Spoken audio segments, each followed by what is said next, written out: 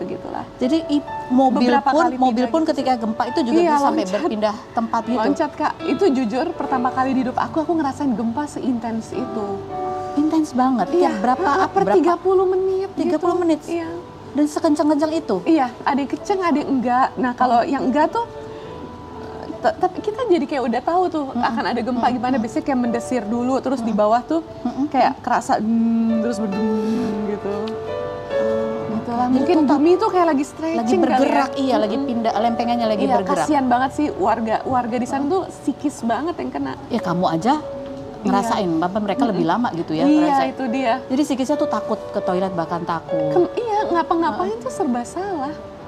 Karena gempa itu yang ya selain barang-barang jadi rusak, psikis sih yang kena kalau di aku ngerasa ya.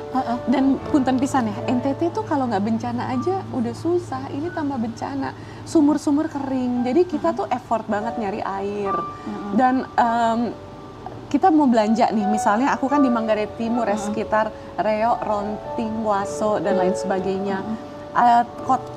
Semacam kota yang bisa kita tempat beli logistik tuh Ruteng namanya, itu rada di pegunungan, itu 2,5 jam.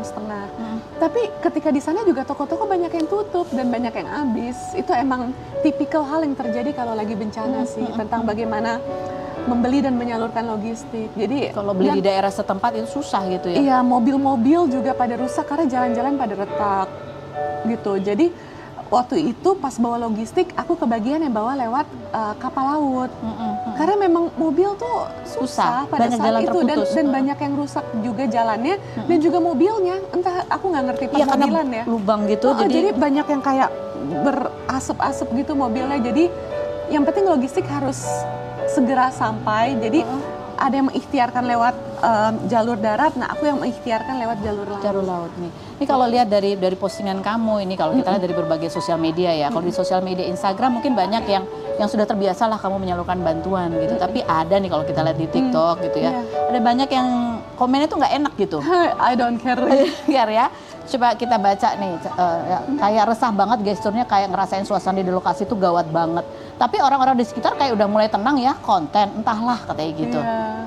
Aku tuh nggak ngerti mereka maksudnya tenang gimana. Padahal di belakangku jelas-jelas itu orang-orang pada lari kanan kiri ya. Jadi memang makin kesini tuh aku makin nggak peduli Ya, apa komentar kata orang ya. orang. I don't care. Yang aku peduli aku pengen bantu orang. Gitu.